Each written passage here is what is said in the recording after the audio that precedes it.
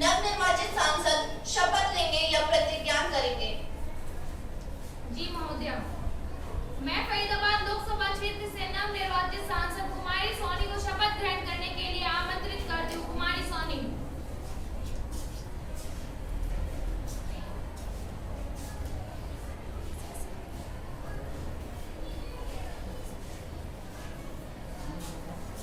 महोदय, आप शपथ लेंगे या प्रतिज्ञा करेंगे? मैं शपथ ग्रहण करूंगी। आप किस भाषा में शपथ लेना चाहेंगी? मैं हिंदी भाषा में शपथ लेना चाहूंगी।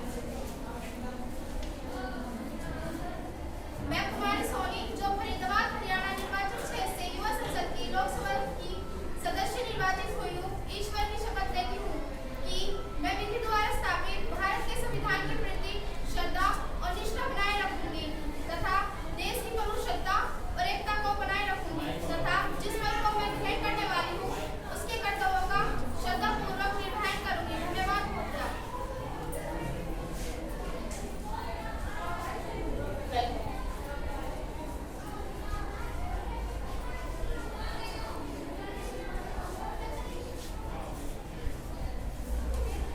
मैं गुरुग्राम लोकसभा क्षेत्र से नवनिर्वाचित सांसद कुमारी प्रियांशी को शपथ ग्रहण करने के लिए आमंत्रित करती हूँ। कुमारी प्रियांशी।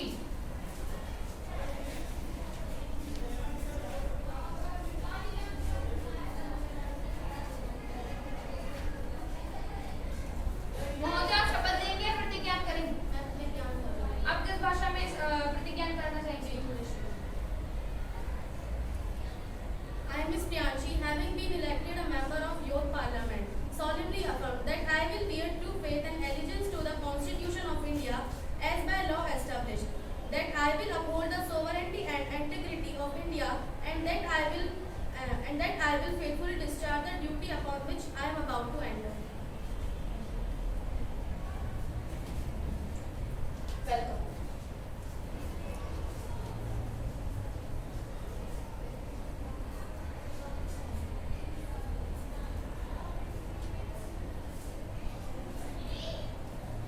मैं करनाल लोकसभा क्षेत्र से नवनिर्वाचित सांसद कुमारी लेजी को शपथ ग्रहण करने के लिए आमंत्रित करती हूँ। कुमारी लेजी।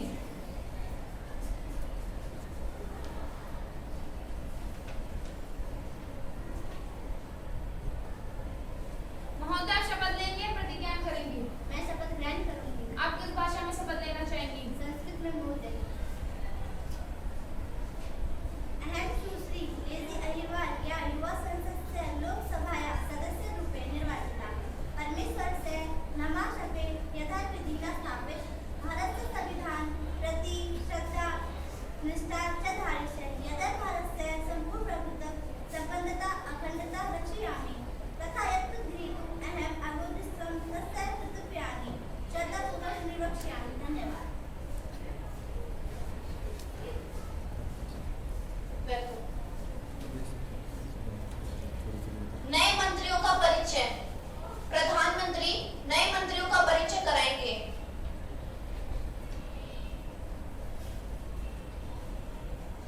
महोदय जी, मैं विजय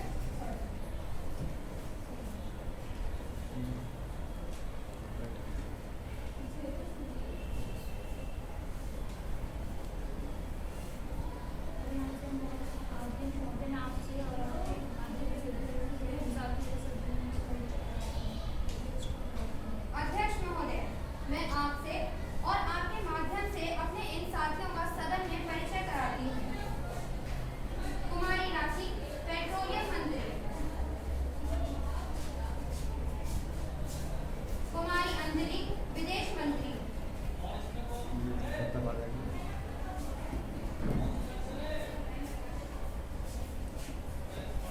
शोक संदेश। माननीय सदस्यगण, चूंकि आज हम 2 महीने के पश्चात मिल रहे हैं, मेरा यह दुखद कर्तव्य है कि मैं सदन को कुमारी हिमांशी, जो इस सदन की सदस्य थी, के निधन की सूचना दूं। कुमारी हिमांशी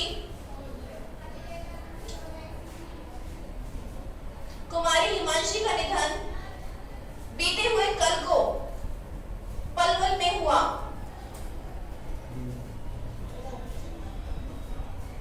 महोदया जी, मैं कुमारी हिमांशी, जिनकी मृत्यु पर सभा ने शोक व्यक्त किया है,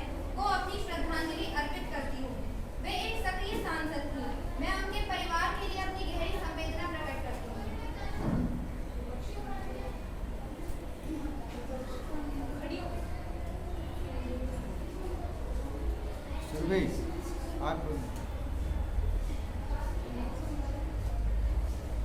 कागज देना रख आपको यहाँ पे पहले से तैयार रख। महोदय जी, मैं आप एवं सदन के नेता द्वारा अर्पित की गई श्रद्धांजलि में अपने आप को भी संयोजित करती हूँ। कुमारी हिमांशी के साथ एक साथी के रूप में काम करने का मेरा सौभाग्य था। उनके ना रहने से हमने एक बहुत अच्छा सामाजिक, राजनैतिक, सार्वजनिक कार्यकर्ता खो दिया है। मैं शोक संपन्न परिवार को अपनी संवेदनाएं भेजने में स्वयं को और अपने दल को संयोजित करना चाहूँगी।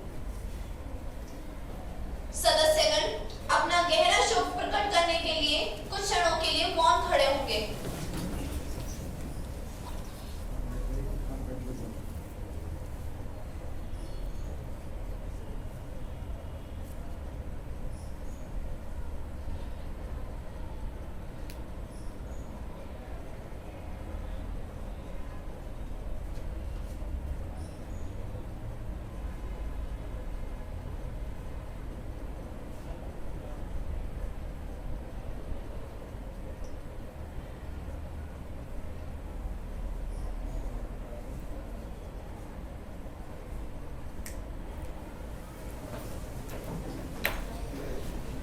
महासचिव शोक संपन्न परिवार को संवेदना संदेश भेजेंगे। जी अध्यक्ष महोदय।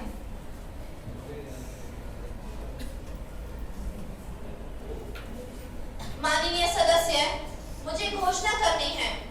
मेरी ओर से तथा सदन के माननीय सदस्यों की ओर से महामहिम श्री स्वन अकोसेन डेनमार्क संसद के अध्यक्ष और डेनमार्क के संसदीय प्रतिनिधि मंडल के आदरणीय सदस्य जो हमारे अतिथि के रूप में भारत की यात्रा पर हैं, स्वागत करती हूँ।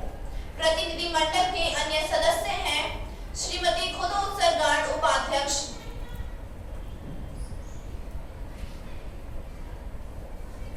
श्रीमती लिल गिल्डेन किल्डे उपाध्यक्ष। यह एक उच्चाधिकार प्राप्त प्रतिनिधि मंडल है। प्रतिनिधि मंडल रविवार 2025 को यहाँ पहुंचा है। वे इस समय विशेष कक्ष में बैठे हैं। हम अपने देश में उनकी सुखद और लाभप्रद यात्रा की कामना करते हैं। हम उनके माध्यम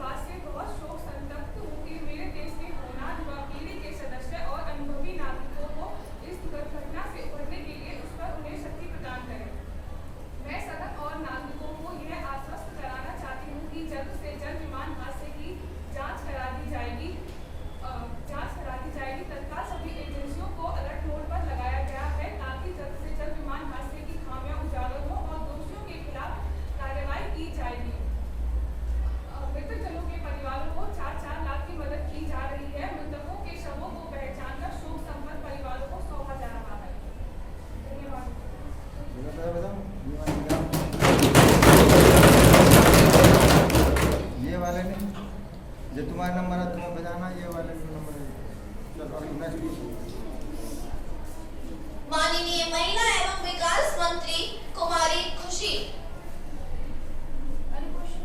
क्वेश्चन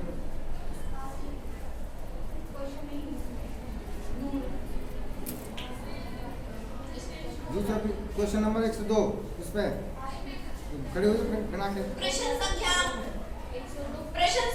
102 युवा सांसद कुमारी आसमी। माननीय अध्यक्ष महोदय जी, मैं आपके माध्यम से गृह मंत्री से ये प्रश्न पूछना चाहती हूँ। क्या गृह मंत्री ये बताने की कृपा करेंगे कि क्या देश में हेरोइन, गांजा तथा अन्य एपिसोड जैसे नशीले पदार्थों की खपत में वृद्धि हुई है? यदि हाँ, तो इसका संबंधी ब्यौरा क्या है? क्या ये सच है कि आज युवाओं में नशीली दवाओं का सेवन बढ़ रहा है और अब ये संख्या 15 करोड़ है? क्या आज से 15 साल पहले ये संख्या 3 करोड़ थी? यदि हाँ, तो संबंधी ब्यौरा क्या है? क्या सरकार के पास युवाओं में नशीली दवाओं के दुरुपयोग से निपटने के लिए कोई योजना है? यदि हाँ, तो संबंधी ब्यौरा क्या है? धन्यवाद महोदय जी।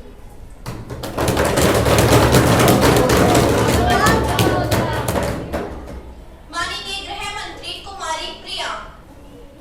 माननीय अध्यक्ष महोदय जी, मैं आपकी ओर से सदन को बताना चाहती हूँ कि सामाजिक न्याय एवं अधिकारिता मंत्री ने वर्ष 2023 में एम्स नई दिल्ली के NTTDC के माध्यम से भारत प्रत्युत मादक द्रव्यों के विस्तार और स्वरूप पर व्यापक राष्ट्रीय सर्वेक्षण करवाया था। सर्वेक्षण की रिपोर्ट फरवरी 2024 में जारी की गई। महोदय जी, उक्त रिपोर्ट के अनुसार नशीली दवाइयों के दुरुपयोग का विवरण निम्न अनुसार है। पदार्थ का नाम, आयु समूह 10 से 17 वर्ष, आयु समूह 18 से 75 वर्ष, भाग लेने वाले हैं 4 करोड़ से 2 करोड़, ऑपियोइड लेने वाले हैं 5 करोड़ से 2 करोड़। इस रिपोर्ट से तो ऐसा ही लगता है कि नशा रोकने के लिए आपके परिणाम और नीति सब फेल होते जा रहे हैं। मैं अपने विपक्षी मंत्री से कृपया ये कहना चाहती हूँ, उनके जवाब को सुने एक बार, उसके बाद अपने विचारों को रखें। खड़े होकर बोलना, कृपया बीच में ना टोकें। खड़े होकर बोलना। कृपया काम विपक्षी करने का ही है हमारा। तो अपने काम को तब रोकिए जब उनका जवाब पूरा हो काम जाए। रोकने का ही है, चाहे बीच में बोले चाहे अंत में। मैं अध्यक्ष जी से ये कहना चाहती हूँ कि कृपया विपक्षी मंत्री से ये कहें कि वे अपनी मर्यादा बनाए रखें। मर्यादा नहीं है, हम मर्यादा नहीं है, क्योंकि आप अपनी मर्यादा बनाए। हमारा जो काम है हम वही कर रहे हैं।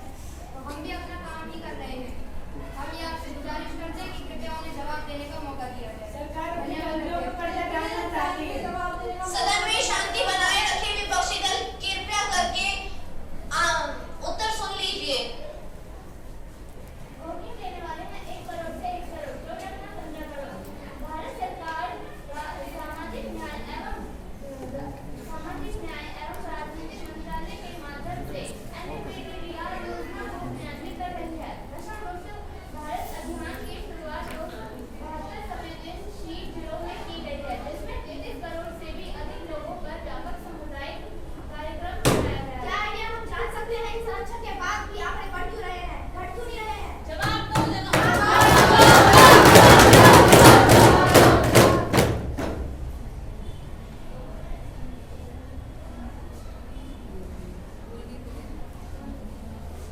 हमारा काम चल रहा है और सरकार इस काम को आगे बढ़ा रही है, इसलिए आंकड़े बढ़ रहे हैं। धन्यवाद महोदय जी। आंकड़े घटने चाहिए, बढ़ने नहीं चाहिए। सरकार की नीतियों की वजह से समस्याएं बढ़ रही हैं। अरे ये मुझे हमें जवाब चाहिए। सरकार तत्परता से इस कार्य में लगी हुई है। हमारे कहने का मतलब है जो नशे बढ़ रहे हैं उनके आंकड़े बढ़ रहे हैं। जो लोग नशा नहीं कर रहे उनके आंकड़े बढ़ रहे हैं। चलो बैठ जाइए। नेक्स्ट प्रश्न संख्या 103 युवा सांसद कुमारी छवि। माननीय अध्यक्ष महोदय जी, मैं आपके माध्यम से माननीय खाद्य आपूर्ति मंत्री जी से प्रश्न करना चाहती हूँ। क्या माननीय खाद्य आपूर्ति मंत्री जी यह बताने कृपा करेंगे कि क्या सरकार को बड़े-बड़े शहरों में दुग्ध योजना, खाद्य योजना द्वारा वित्तीय वर्ष 2024-25 के दौरान पूर्ति किए गए घी, दही, मक्खन और दूध के गुणवत्ता के गिरावट के बारे में शिकायतें मिली हैं? यदि हाँ, तो प्राप्त हुई शिकायतों की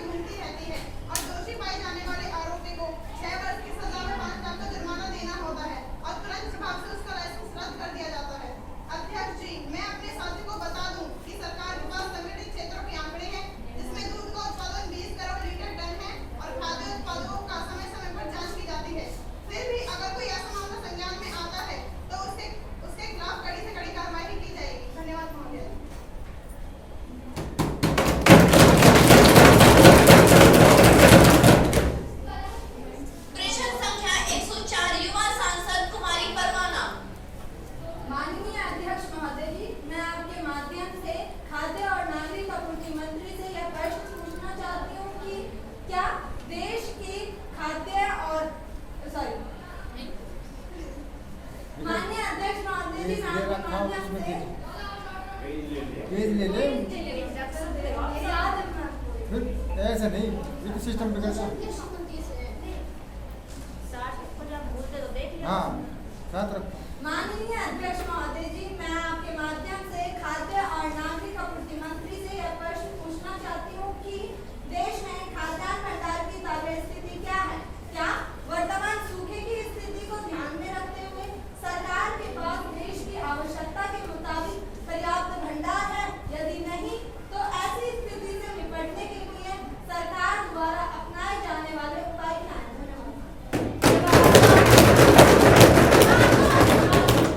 शांति। माननीय कृषि मंत्री कुमारी सलोनी। अध्यक्ष महोदय जी, मैं आपके माध्यम से अपने साथी व सदन को बताना चाहती हूँ कि हाँ, यह मामला पूरी तरह से सरकार के संज्ञान में है। सरकार ने इस पर नजर बनाए रखने के लिए 1 जनवरी 2024 को सरकारी एजेंसियों के पास खाद्यान्न का कुल भंडार लगभग 358.93 लाख मीट्रिक टन आंका गया है, जिसे भारतीय खाद्य निगम द्वारा भेजा गया था। पीआईबी के अनुसार इसके अतिरिक्त 2024 से 2025 के लिए कुल खाद्यान्न उत्पादन 3,539.59 लाख मीट्रिक टन होने का अनुमान था। खाद्यान्न का उपलब्ध भंडार सार्वजनिक वितरण प्रणाली की जरूरतों को पूरा करने के लिए प्राप्त है। वसूली अभियानों के द्वारा भंडार की नियमित प्रतिपूर्ति की जाती है। इसके अलावा जब भी आवश्यकता पड़ेगी, सरकार के पास खाद्यान्न बाहर से आयात करने के लिए भी विकल्प है। धन्यवाद महोदय जी। प्रश्न संख्या 106 युवा सांसद कुमारी नूर फातिमा। माननीय अध्यक्ष महोदय, मैं आपके माध्यम से महिला एवं बाल विकास मंत्री जी से यह प्रश्न पूछना चाहती हूँ कि क्या बाल यौन उत्पीड़न के दिन प्रतिदिन बढ़ रहे मामले सरकार के पास हैं? यदि हाँ, तो तत्संबंधी ब्यौरा क्या है? बाल यौन उत्पीड़न के मामलों में 2023 के बाद आई बढ़ोतरी का मुख्य कारण क्या है? क्या सरकार ने बाल यौन उत्पीड़न को रोकने के लिए कड़े कदम उठाए हैं? यदि हाँ, तो तत्संबंधी ब्यौरा क्या है?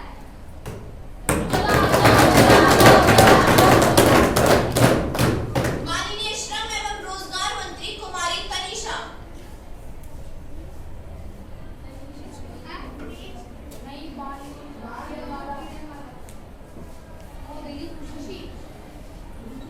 जो है अपने आप खड़े जा करो, वैसे संबंधित क्वेश्चन है जो माननीय अध्यक्ष महोदय जी, मैं आपके माध्यम से अपने साथी व सदन को बताना चाहती हूँ कि हाँ, बाल यौन उत्पीड़न के दिन प्रतिदिन बढ़ रहे मामलों के आंकड़े सरकार के पास है।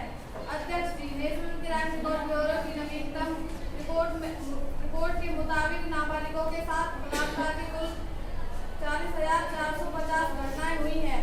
यह सभी मामले POCSO act, Indian penal code या भारतीय दंड संहिता की धारा के तहत दर्ज किए गए हैं। अध्यक्ष महोदय जी, 2023 के बाद मामलों में अचानक जो उछाल देखने को मिल रहा है, उसकी वजह न केवल पोस्को कानून का लागू होना है, बल्कि इसका बेहतर क्रियान्वयन भी है। सरकार द्वारा protection of children from sexual offensive act 2021 में लागू किया था, जिसका मकसद बच्चों को बाल यौन उत्पीड़न और अश्लीलता से जुड़े अपराधों से बचाना है। उसका असर यह है होगा जब सरकार इन पे काम ही नहीं करती।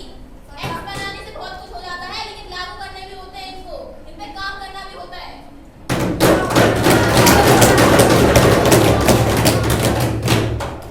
शांति बनाए रखें, उनका उत्तर एक बार सुन ले। उसका असर यह है कि पहले जिन बहुत सारे मामलों में कोई सोचता भी नहीं था कि यह रिपोर्ट किए जा सकते हैं, वो अब रिपोर्ट होते हैं। धन्यवाद अध्यक्ष महोदय जी।